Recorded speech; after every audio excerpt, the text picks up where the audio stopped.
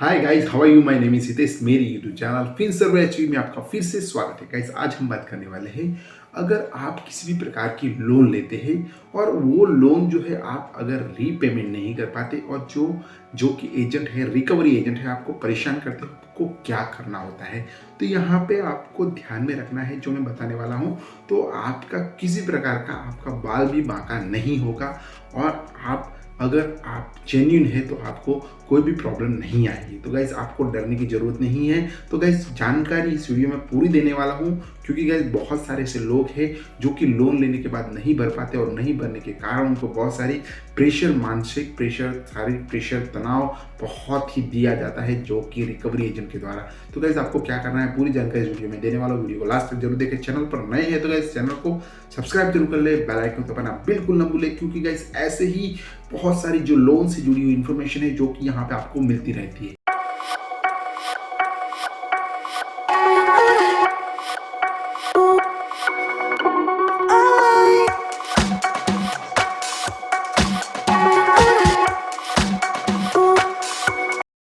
तो इस वीडियो की शुरुआत करते हैं। शुरुआत में बता दूं कि लोन अगर हम लेते हैं, यानी कि किसी भी प्रकार की लोन हम क्यों लेते हैं, कि हमारी ज़रूरत है इसीलिए हम लोन लेते हैं।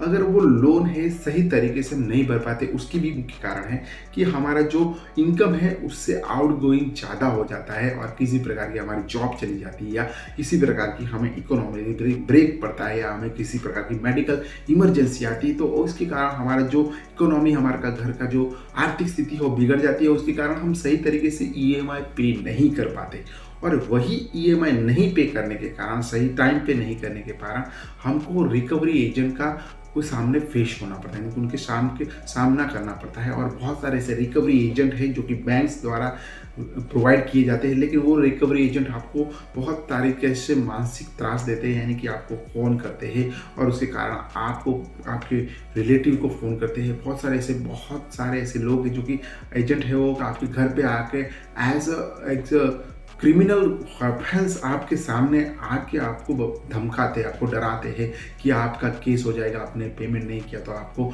पुलिस स्टेशन जाना पड़ेगा। तो ये सब बातें एकदम धोखा जैसी है। यहाँ पे ऐसा कुछ नहीं होता।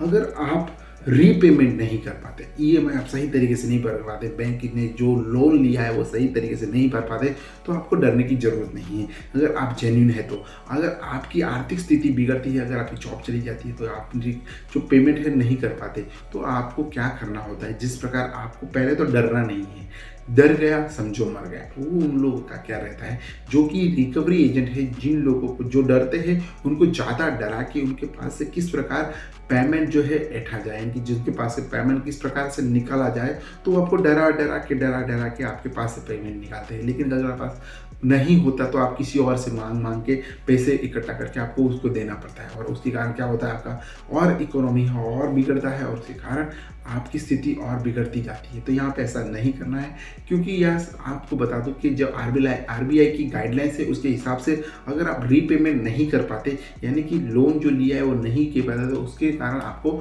किसी प्रकार की क्रिमिनल एक्टिविटी नहीं आनी चाहिए। यानी कि ये क्रिमिनल एक्टिविटी नहीं है।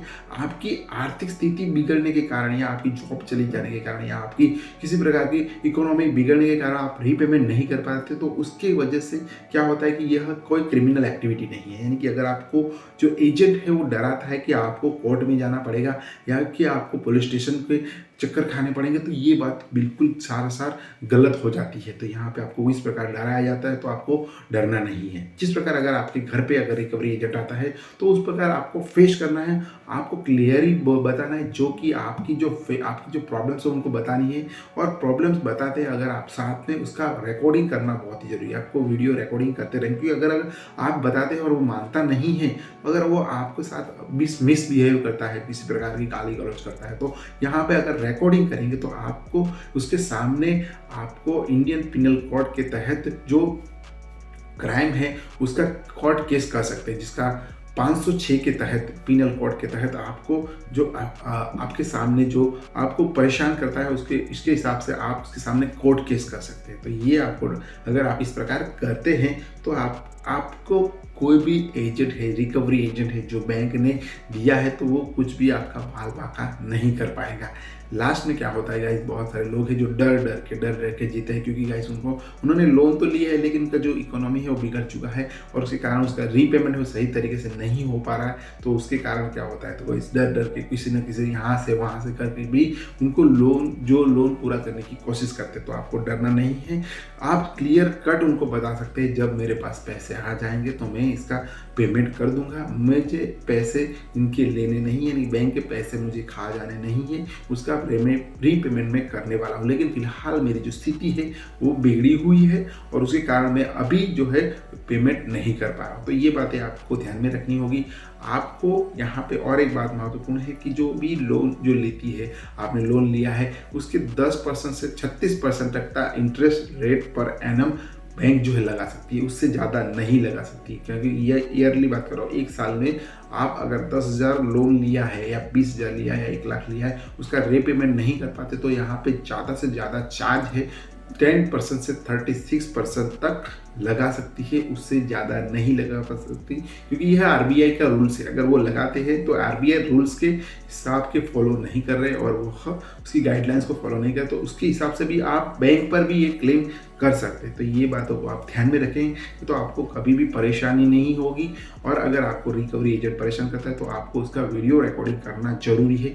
अगर आप कोर्ट में जाते हैं या पुलिस स्टेशन जाते हैं तो आपको इसकी प्रकार उनको जो बैंक का एजेंट है उसको बता सकते हैं कि ये वाला एजेंट जो है घर पे आया था और इस प्रकार मुझे परेशान कर रहा है, हैरेस कर रहा है, तो ये हैरेसमेंट का केस हो सकता है और ये पुलिस केस माना जाता है। तो यहाँ पे आपके सामने कोई पुलिस केस नहीं होगा, क्योंकि जो पेमेंट लिया है वो रीपेमेंट नहीं हो रहा है, तो एक पुलिस केस नहीं होता है इस पर। तो आप बिल्कुल डरे बगैर रहिए और आप घबराइए मत। तो गाइस वीडियो में बस इतना ही।